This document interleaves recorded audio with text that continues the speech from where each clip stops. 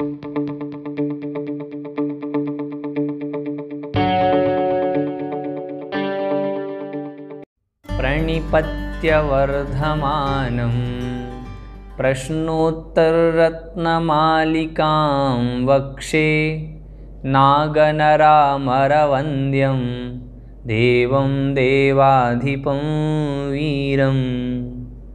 पंच परमेष्ठी भगवान की जय। वर्तमान शासन नायक महावीर भगवान की जय। बंधुओं, पिछले दिनों से हम प्रश्नोत्तर रत्न मालिका की कक्षा को पढ़ रहे हैं और अभी तक हमने लगभग 26-27 पद्यों को हमने पढ़ चुके हैं हम पूर्व में। आज हम नई कक्षा के साथ और अंतिम कक्षा के साथ आपके सामने उपस्थित हुए हैं। इस ग्रंथ की अंतिम कक्षा यह आज की कक्षा है। आप सभी ने पूर्व की जितनी कक्षाओं को देखा है और आज की जो कक्षा देखेंगे उसमें आपको एक निष्कर्ष प्राप्त होगा और उस निष्कर्ष प्राप्त कराने के लिए इन दो पद्यों के माध्यम से आज हम अध्ययन करेंगे। तो आइए सर्वप्रथम उच्चारण के साथ प्रारंभ करते हैं। इति कंठगता विमला प्रश्नोत्तररत्नमालिका येषां ते मुक्ताभरणा अपि बिभान्ति विद्वत्समाजेषु। इस प्रकार इसका उच्चारण हुआ 28वें पद्य का और इसमें जो कठिन पद हैं वह हम एक बार देख लेते हैं। देखें, विद्वत् समाजेषु, प्रायः सभी पद एकदम सरल हैं, अतः इसमें ज़्यादा दिमाग लगाने की कोई बड़ी बात नहीं है। बहुत ही सरल पद्य है और कहीं भी कठिन यहाँ पर पद नहीं है। यहाँ संधि पद भी नहीं है, सभी विच्छेद पद ही हैं, अतः संधि पद से भी कोई प्रयोजन नहीं है। हम एक एक पद का पहले हम आपको अर्थ बताते हैं, फिर हम अन्वय के माध्यम से चलेंगे। इति, इस प्रकार, कंठगता, कंठ को प्राप्त अर्थात कंठ में धारण करके, विमला अर्थात विमल, मल से रहित, संपूर्ण दोषों से रहित, प्रश्नोत्तर, प्रश्न और उत्तर रूपी जो रत्न मालिका, रत्नों की माला है, उसको एषाम अर्थात जिनके गले में वह है, ऐसी ते अर्थात वे, मुक्ताभरणा अपि, मुक्ताभरणा अर्थात मुक्त अर्थात रहित और आभरण अर्थात आभूषण।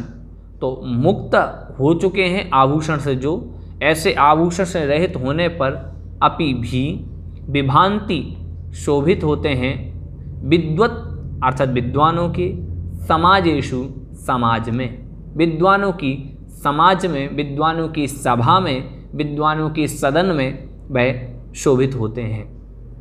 इस प्रकार से एक एक पद का अर्थ हुआ।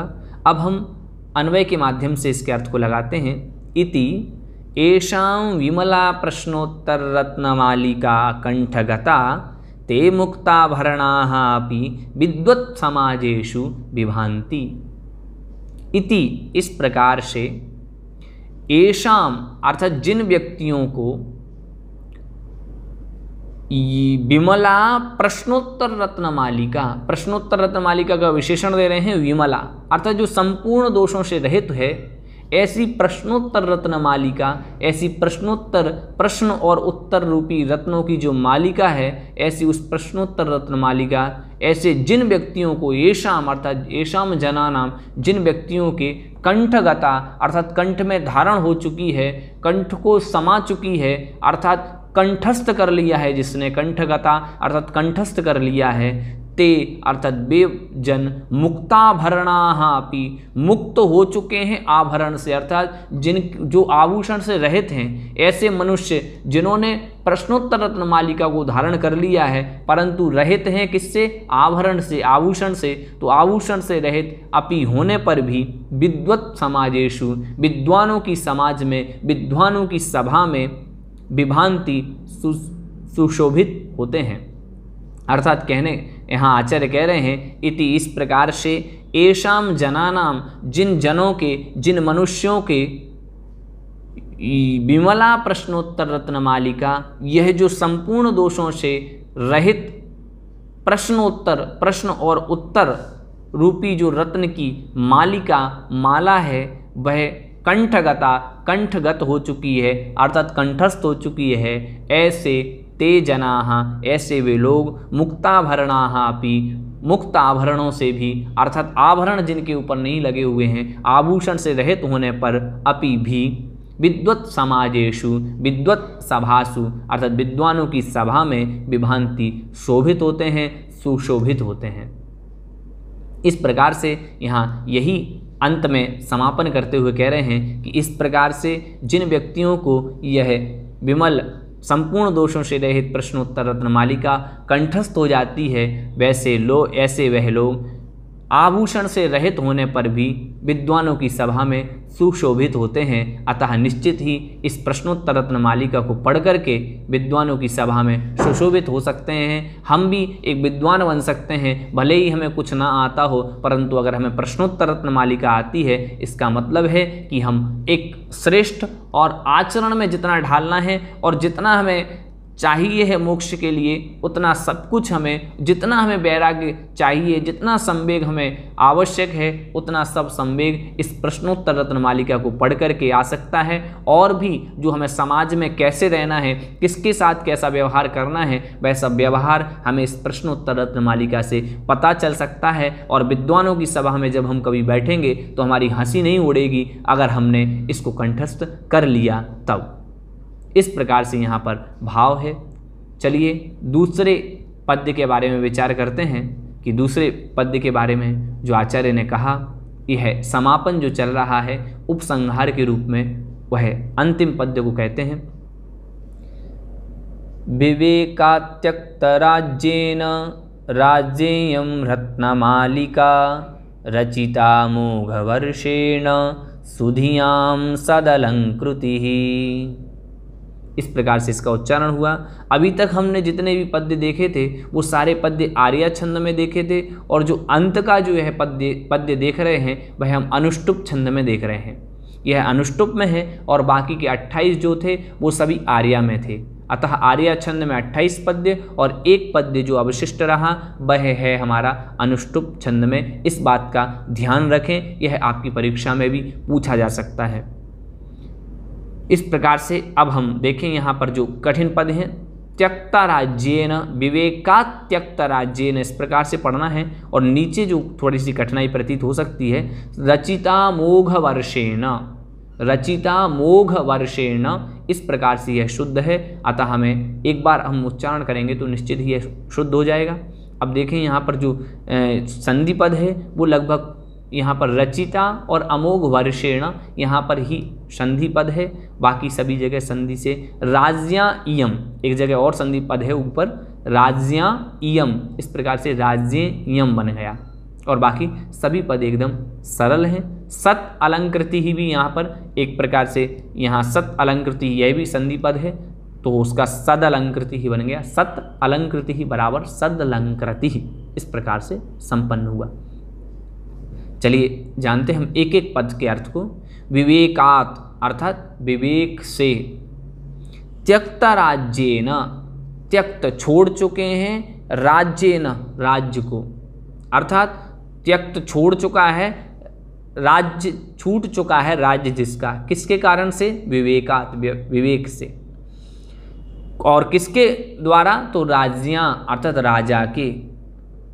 कौन से राजा के, तो आगे बताएंगे। राज्यां राजा के द्वारा। इयम यह, रत्नमालिका रत्नमालिका, रचिता रची गई, अमोघ वर्षेण अमोघ वर्ष के द्वारा, सुधियाम अर्थात सु अर्थात श्रेष्ठ और धी अर्थात बुद्धि, तो श्रेष्ठ है बुद्धि जिनकी, ऐसे उन लोगों के लिए सत अलंकृति ही, सत अर्थात श्रेष्ठ और अलंकृति ही अर्थात आभूषण है, आभरण है। यह उन विद्वानों के लिए एक श्रेष्ठ आभूषण है, आभरण है। इस प्रकार से एक एक पद का अर्थ होता है। अब चलिए हम अन्वय के अनुसार बताते हैं आपको इसका अर्थ। विवेकात् त्यक्त राज्येन राज्यां अमोघ वर्षेण सुधियां सदलंकृति इयं रचिता। और क्या रचिता, तो ऊपर रत्नमालिका बता दी है, अतः वह छूट गया है। विवेकात् त्यक्त राज्येन राज्या अमोघवर्षेण सुधियां सदलंकृति इयं रत्नमालिका रचिता। अर्थात विवेक पूर्वक, जैसे ही उनको विवेक हुआ, वह जाने संसार से उनको संवेग हुआ, वैराग्य हुआ, तो उन्होंने क्या किया, विवेकात् विवेक के कारण से त्यक्त राज्येन छूट चुका है राज्य जिसका, ऐसे राज्यां राजा के द्वारा, कौन से राजा के द्वारा, अमोघ वर्षेण अमोघ वर्ष राजा के द्वारा, और सुधियाम जो कि कैसे हैं, सुधियाम विद्वानों के लिए, बुद्धिमानों के लिए, सत अलंकृति ही अर्थात उत्तम एक आभूषण रूप से, इयम यह रत्नमालिका रचिता, रत्नमालिका रची गई है। इस प्रकार की भावना यहाँ पर अमोघ वर्ष महाराज कह रहे हैं कि विवेक के कारण से छूट चुका है, त्यक्त राज्येन छूट चुका है राज्य जिसका, ऐसे राज्या अमोघ वर्षेण ऐसे राजा अमोघ वर्ष के द्वारा, सुधियाम विद्वानों के लिए, सज्जनों के लिए, सद अलंकृति ही इयम उत्तम अलंकृति ही उत्तम आभूषण रूप, इयम यह रत्नमालिका अर्थात रत्नों की मालिका, प्रश्न और उत्तर जिसमें भरे हुए हैं, ऐसी उस रत्नमालिका को रचिता रचा गया है। इस प्रकार से इन दोनों ही पद्यों में उपसंहार के रूप में दोनों पद्यों के द्वारा आचार्य ने अपनी बात को यहाँ पर जाहिर किया गया है। अतः जो यहाँ पर कह रहे हैं प्रश्नोत्तर रत्नमालिका को अगर कंठ में धारण कर लें तो निश्चित ही हम विद्वानों की सभा में शोभा पाएंगे और हम भी उन महाराज की तरह राज्य को त्याग करके वन में जा कर के तप करके हम भी उन्हीं के जैसे निर्वाण को, उन्हीं के जैसे आगे मुक्ति के मार्ग पर बढ़ने की चेष्टा करेंगे। अंत में मैं उन महाराज के अमोघ वर्ष महा मुनिराज के चरणों में बारंबार नमोस्तु निवेदित करता हूँ कि हे भगवान, आपके द्वारा इतनी अच्छी सुस्पष्ट शब्दों में और संसार से वैराग्य कराने के लिए यह जो कृति रची गई वह वास्तविक में हम सभी के द्वारा परम उपादेय है, और आपने जो हम पर असीम उपकार किया है उसका ऋण हम कभी नहीं चुका सकते हैं। हम तो बस इतना जानते हैं कि हे गुरुवर, आपने जो कहा है बस एक एक पद हमारे इस हृदय में समा जाए, हमारे मानस पटल पर एक एक पद बना रहे, और हम भी आपके जैसे जितना वैभव आपका था, आपने सारे वैभव को त्याग करके वन में जा करके जैसे दीक्षा धारण करी, जैसे आपने यह राज्यपाठ छोड़ दिया क्षणभंगुर जान करके, हे भगवान मैं भी ऐसा राज्यपाठ छोड़ करके मैं भी दीक्षा को, दिगंबरी दीक्षा को धारण करके मुक्ति प्राप्त करूं, और जितने भी लोग इस कक्षा को पढ़ रहे हैं वो सभी अपने अपने कल्याण के पथ पर अग्रसर हों। ऐसी भावना के साथ उन मुनि महाराज के चरणों में, अमोघ वर्ष मुनि महाराज के चरणों में बारंबार नमोस्तु नमोस्तु नमोस्तु इस प्रकार की भावना करते हुए आज की कक्षा को यहीं विराम देते हैं। पुनः अगली कक्षाओं में, अगले शिविर में पुनः समागम होगा। तब तक के लिए जय जिनेंद्र बंधुओं।